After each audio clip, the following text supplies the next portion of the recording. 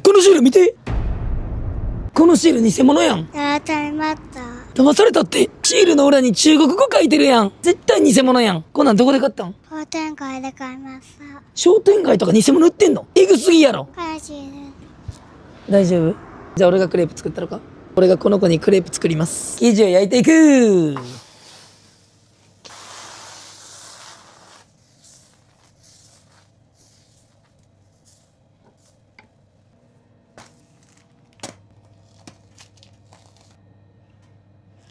チョコ道。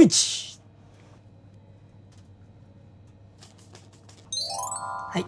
じゃあクレープあげるな。ちなみにチャンネル登録してくれてる？てる。チャンネル登録してないやん。あ、チャンネル登録できひんくなってるわ。どうしよみんなにお願いして、登録者100人増えたら無料であげるわ。う。ねえ、私の代わりにって。みんなしてあげてな。じゃあクレープあげるわ。ありがとう。じゃあこの子、お家送ります。